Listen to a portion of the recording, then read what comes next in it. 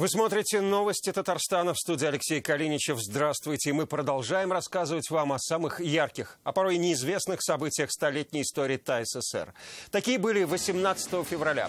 Так, в 1969 году в этот день у 16 улиц Казани появились новые названия. В поселках Юдино, Залесном, Калинина и Карьере, например, появились улицы Ильича и Каучуковая, переулки Дачный, Лесопарковый и Лиственный. А уже в 1974 году в пригороде Казани был основан ныне известный на всю страну совхоз «Майский». Первый урожай – тонна овощей с 6 гектаров. 18 февраля 1992 года Верховный Совет Республики принял закон о праздничных и памятных датах в Татарстане. Выходными днями стали Сабантуй, Рождество, Курбан-Байрам и День образования республики. Это то, чем день запомнился в прошлом. Ну а мы переходим ко дню сегодняшнему. За 30 лет не построено ни одной школы, и демография в большом минусе. Родился 1491 ребенок, умерло 1966 человек. Как будут исправлять ситуацию в Зеленодольском районе? Задачу услышал Салават Мухаммадуллин. А дойдет ли очередь? Ближайший капитальный ремонт дома 2 запланирован на 2037 год. Почему жителям Зеленодольского района приходится добиваться ремонта двора через суд, и причем здесь ошибки и невнимательность, знает Сергей Хайдаров. Куда ведет эта колея? Машина неустойчиво себя чувствует, и как-то, приходится постоянно ее подлавливать. Глубину борозд на асфальте Казани измерила Зарина Ахметова. Культурная модернизация как в крупных городах, так и в отдаленных селах. Он уникален тем, что он не просто финансирует какие-то инфраструктурные проекты, а в том, что он открывает новые возможности. Как в Татарстане реализуется национальный проект «Культура», расскажет Вероника Гайнудзинова. За 30 лет не построено ни одной школы, отрицательная демография и дотационный бюджет. Такие неутешительные итоги сегодня подвели на сессии Зеленодольского района. Задача в 2020-м решить проблемы и попасть в десятку лучших районов. Помогут национальные проекты и республиканские программы. Что уже изменилось, а что только планируется построить и отремонтировать, расскажет Салават Мухаммадуллин.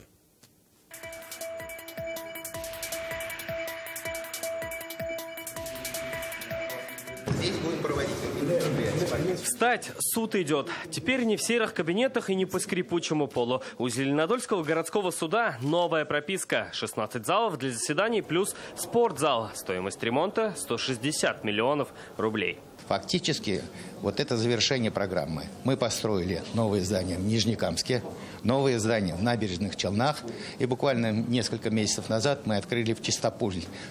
А это уже детская школа искусств Зеленодольска. Она пока только ждет открытия. Здесь учатся больше 400 детей. Сейчас идет капитальный ремонт. Первый этап завершится до конца лета. И сегодня стало известно, что Рустам Минниханов выделил еще 39 миллионов рублей уже на второй этап. Вообще вопросы инфраструктуры в районе стоят остро. Но вот для примера, в Зеленодольске за последние 30 лет не построено ни одной новой образовательной школы. Исправить ситуацию должны национальные проекты и республиканские программы. Так, в этом году в районе возведут 15 сельских клубов. Начато строительство детского сада, в планах школа на 1220 мест. Задача – остановить падение демографии. Демографическая ситуация в районе остается для нас болевой точкой.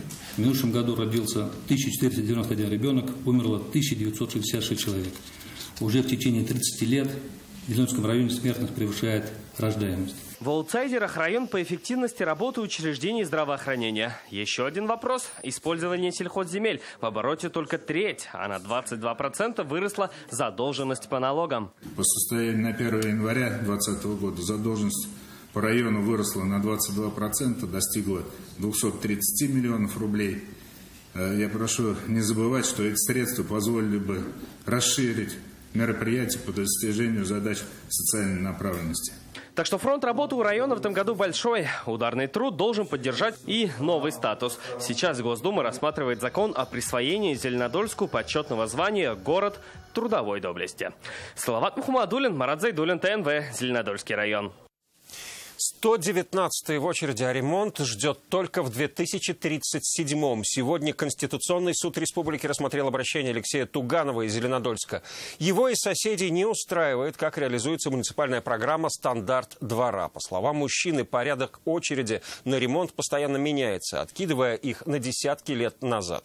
На какие вопросы суда сегодня не нашли ответов представители районного исполкома, услышал Сергей Хайдаров. Ближайший капитальный ремонт дома 2 запланирован на 2037 год.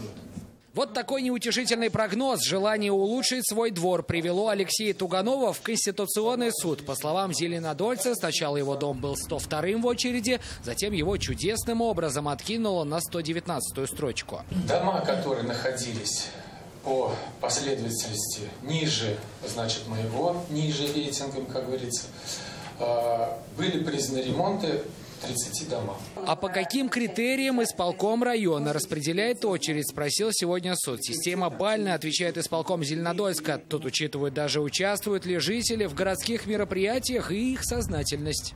Причем здесь сознательность? Что вообще за терминология такая? Вопросы к этим самым баллам и критериям возникли и у судей. 102-м 2 раза он был, потом 119. Это опять-таки исходя из расчета, из формулы, из того, как другие дома работают, кто уже провел зонирование своей территории, кто уже определился с финансированием работ. Дальше истец добавил красок в это дело. Обратите внимание, на листке оранжевым отмечены дома, которые отремонтировали, но они, говорит Туганов, вообще не входили в программу. Но там уже данный коэффициент указывается как И равно 0,5 и И равно единице. Это что, тоже техническая ошибка? Кроме того, суду представили сразу несколько ошибок и неточностей при оформлении документов. Не было даты, номера, если дата другая была, то есть вы это признаете? Но это может быть человеческий фактор. В этом разбирательстве, кроме истца и ответчиков, участвуют представители Кабмина, Госсовета, Верховного суда, Государственного правового управления президента республики. У них вызвали вопросы формулировки и неточности в актах. Используются такие неопределенные термины, как выраженное согласие, явно выраженное согласие, явно выраженное решение. При этом не устанавливается, какими объективными данными или документами согласие либо решение должно быть подтверждено. Свое решение по этому делу суд объявит в течение месяца. Алексей Туганов в заключительном слове попросил представителей органов власти устранить недочеты в программе «Стандарт двора». Сергей Хайдаров, Алмаз Зиединов, ТНВ, Казань. Набережные Челны наряду с Уфой и Сочи – один из самых тревожных городов для предпринимателей. Кто сделал этот вывод и почему, читайте в интернет-газете «Реальное время». Снизить себестоимость строительства, чтобы повысить спрос на жилье. Сегодня застройщики республики предложили это Рустаму Минниханову на традиционной встрече. Участвовали компании, строящие в Казани и Высокогорском районе. Напомним, на серии таких встреч обсуждают вопросы строительства по эскроу-счетам. Так, только в республике в рамках национального проекта «Жилье» необходимо ввести больше 3,5 миллионов квадратных метров. Далее все вопросы Рустам Минниханов готов поднять уже на федеральном уровне в рамках рабочей группы, которую он возглавляет. За колею на дорогах Казани в этом году возьмутся всерьез. 17 километров ремонта уже заложено в план Минтранса. В этом списке южная трасса столицы. На глубокие бетонные борозды водители жалуются давно. Говорят, это и движению мешает, и к аварии может привести. Почему новый асфальт так быстро изнашивается? Как это объясняет специалисты? Зарина Ахметова ищет ответы на вопросы.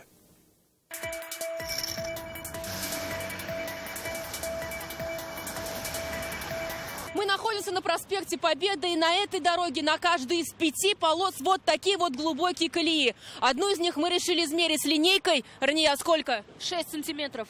6 сантиметров конкретно на этой полосе. Машина начинает мотать. Летом дождливая погода, зимой, когда лед.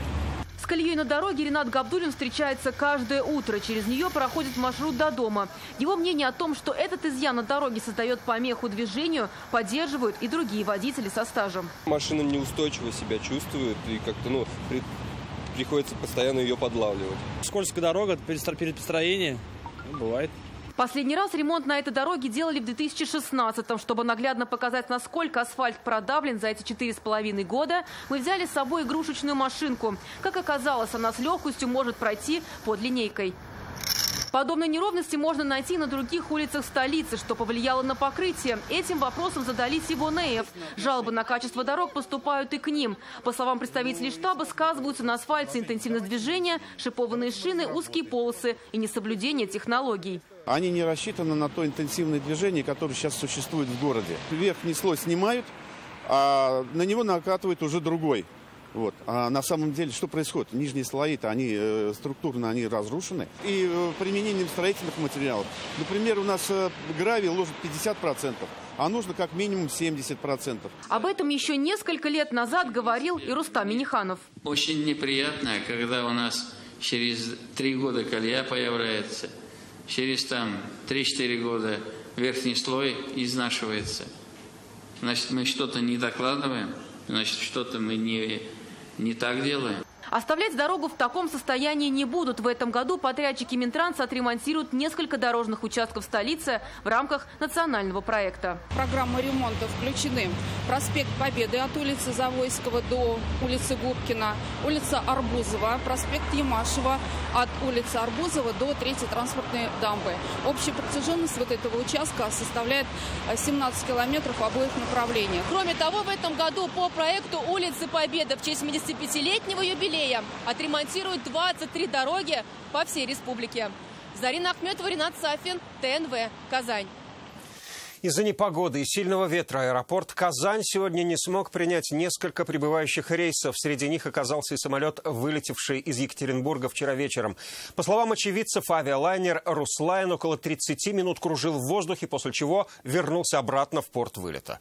Позже судно все же прибыло в Казань. По той же причине совершить посадку в Татарстане не смог и самолет из Санкт-Петербурга. Командир экипажа принял решение приземлиться в Ульяновске. Там судно дозаправили и направили обратно в Казанский аэропорт. Сейчас воздушные ворота Казани работают в штатном режиме.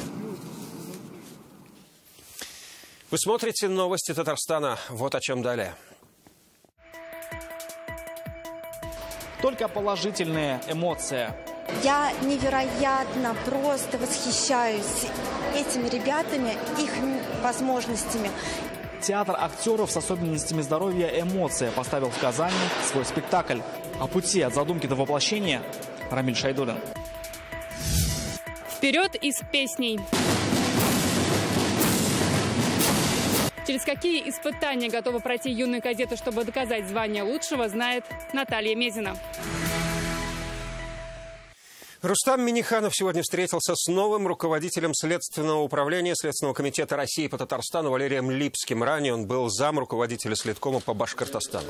Указ о его назначении подписал Владимир Путин. Напомним, должность главного следователя республики целый год была вакантной после того, как кресло покинул Павел Николаев. Нового главу Следкома представил заместитель руководителя управления кадров Следственного комитета России. Родился 8 июня 1977 года в городе Тамбов, Тамбовской. Образование высшее юридическое, окончил прокурорско-следственный факультет военного университета в 1999 году. Также сегодня Рустам Минниханов встретился с представителями финской компании Kauko International. 2 года назад был подписан меморандум о взаимопонимании между компанией Минэкологии Республики, Агентством инвестиционного развития Татарстана и Водоканалом.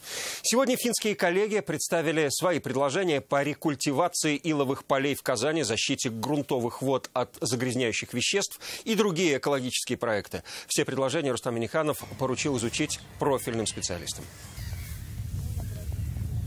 Ужесточить наказание за производство и распространение наркотиков, а судам не учитывать обстоятельства, смягчающие ответственность за такие преступления. Эти предложения сегодня внес Фарид Мухаммедшин на очередном заседании рабочей группы по подготовке поправок в Конституцию. Председатель Госсовета считает, принять такие меры необходимо из-за увеличения в стране незаконного оборота наркотиков. Предложение Фарида Мухаммедшина члены рабочей группы поддержали. Обсуждение поправок в основной закон России продлено до 2 марта. Школьники в ожидании, что же будет, а родители задаются вопросом, когда в Елабуге идет строительство полилингвальной школы. Напомним, инициатива создания таких школ принадлежит государственному советнику Республики Минтимиру Шаймиеву. В Татарстане к 2022 году создадут сеть комплексов с обучением на русском, татарском и английском. В течение 4 лет в республике планируется построить 6 таких объектов. Один из них в Елабуге. О новом образовательном формате говорили на совещании с участием заместителя председателя Госсовета Республики. О деталях встречи Светлана Звонарева. Пока это лишь голые стены и зияющие пустотой окна. Каким будет лицо новой во всех смыслах школы? На каком этапе строительной работы? Сколько учителей нужно привлечь? Нет ни одной темы, которую не затрагивают участники процесса. Начинают с самого актуального. Внимание серьезно уделить всем наружным инженерным сетям.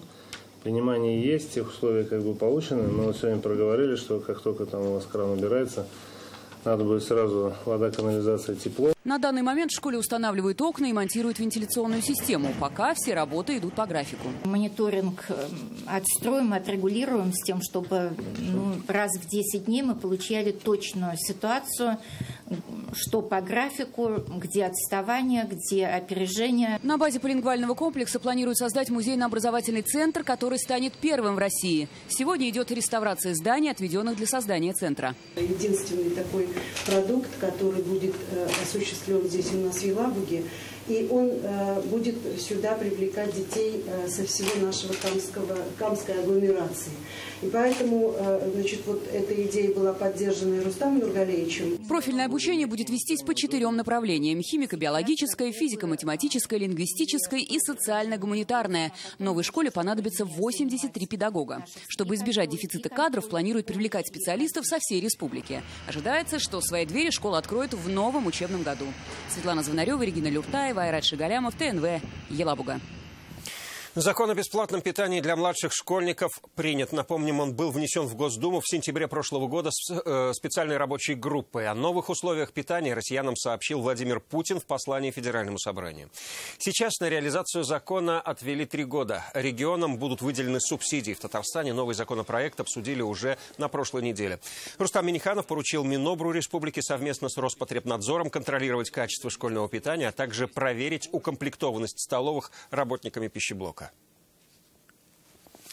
Виртуальные концерты, интернет-гид в музеях, модульные библиотеки и цифровизация. На реализацию национального проекта «Культура» в Татарстане в этом году выделят более 600 миллионов рублей.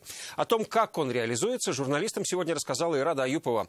Главное, по ее словам, привлечь новую аудиторию. Какие культурные акценты расставят в этом году, узнала Вероника Гайнудинова. Слушать и смотреть оперу одновременно с жителями, например, Австрии можно и в Елабуге. А еще в Мамадыше, Бавлах, Арске и в Спасском районе. В 2019-м в республике открыли 5 виртуальных концертных залов. Виртуальный концертный зал – это не единственный грант, который мы смогли получить в 2019 году. В 2020 году в селе Новый Кырлай, на родине великого поэта татарского Габдуллы Тукая, появится современная библиотека нового поколения. Так, до неузнаваемости уже изменились библиотеки в Зеленодольском и Кукмарском районах. Теперь это не просто книгохранилище, а современные общественные пространства. Раньше был только один компьютер, а теперь у нас появилась возможность пользоваться планшетами. Wi-Fi у нас есть. Такая культурная модернизация сейчас приходит и в самые отдаленные села благодаря национальному проекту «Культура». Главная его цель – сделать культуру доступной и раскрыть творческий потенциал людей. Нацпроект, он «Культура», он уникален тем, что он не просто финансирует какие-то инфраструктурные проекты, а в том, что он открывает новые возможности. Сельским клубам ремонт, школам искусств новые музыкальные инструменты, глубинки, современные кинозалы. По национальному проекту «Культура» впервые в истории татарского театра состоялась онлайн-премьера спектакля на киноэкране. Так, в эти выходные постановку «Угасшие звезды» Камаловского театра можно было одновременно увидеть здесь, в Казани, на сцене, и в кинотеатре в Набережных Челнах. 30 миллионов рублей проекту «Театры детям» и 45 миллионов рублей театрам в малых городах. В этом году обновят Колизей и Кукольный в Челнах. Многое в 2019-м было сделано и благодаря году театра. Выпускали около 12 премьер. Это никогда такого еще не было. Зритель приумножился, так как о нас знают и молодежь, и среднее поколение, старшее поколение. В этом году в культуре больше внимания будет цифровизации и современным технологиям. Вероника Гайнудинова, Адель Миндубаев, ТНВ, Казань. Когда возможности безграничны. Казанские любители театра сегодня увидели необычную постановку. На сцене Тюза выступают актеры с ограниченными возможностями. Что, впрочем, не мешает студии «Эмоция», так называется труппа, заниматься настоящим искусством. Его сегодня оценил Рустам Минниханов. О театре как смысле жизни Рамиль Шайдуллин. Сцена театра Кореева сложно чем-то удивить, но вот труппе, которая выступает сегодня, это наверняка удастся. В первую очередь из-за таланта и, конечно, из-за их непростых историй.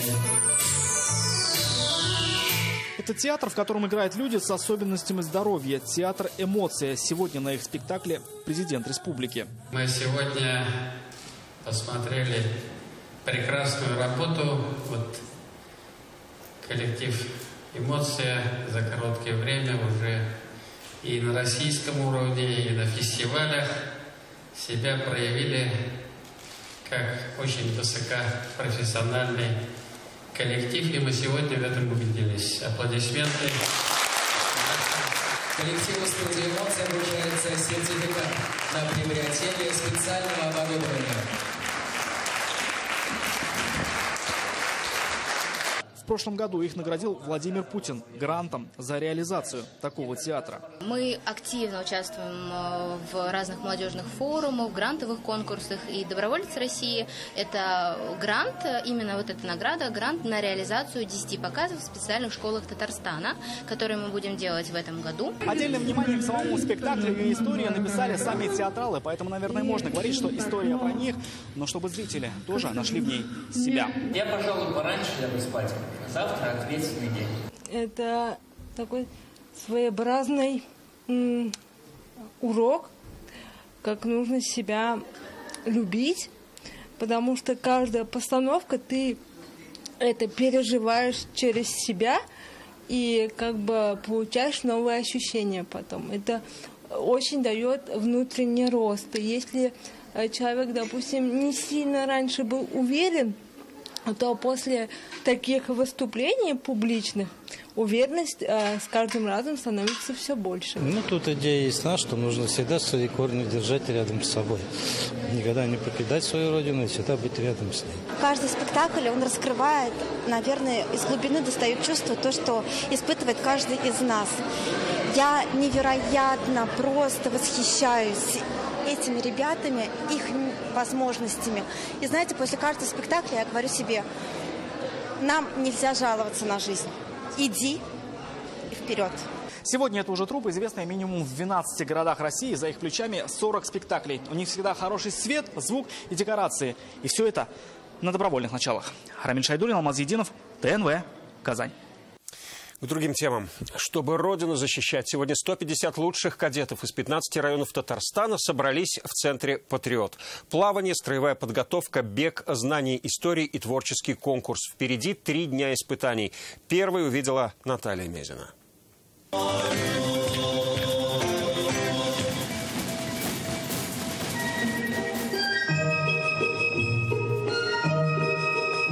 Такая нежность может растопить даже сердца военных. От таких здесь сегодня 150. На спартакиаде по военно-прикладным видам спорта собрались лучшие кадеты из 15 районов. Звание сильнейшего 3-й год за сабинскими ребятами. Как держать марку, знает капитан. Капитан команды, он должен быть серьезным, относиться ко всему ответственным и держать команду всегда в сборе. Здесь для одних стать военным – заветная мечта, для других – дань памяти героям своей семьи.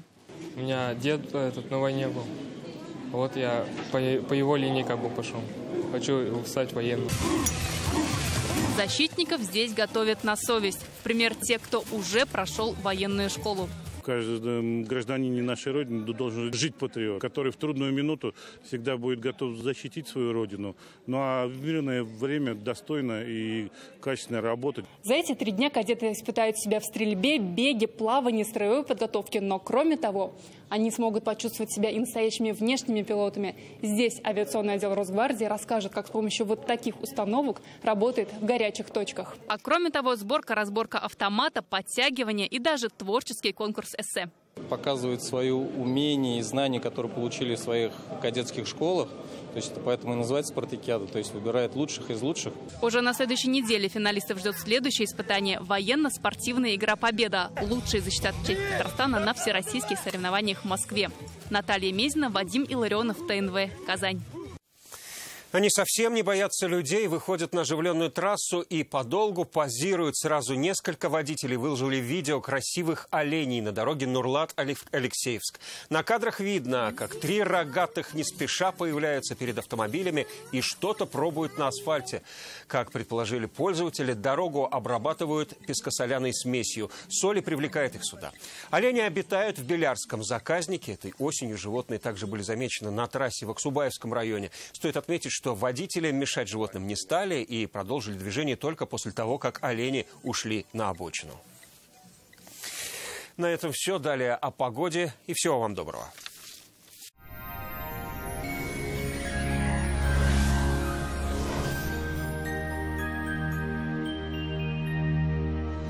Здравствуйте! Очередной теплый атмосферный фронт хозяйничает на территории нашей республики. Столбики термометров взметнулись вверх, на улице значительно потеплело.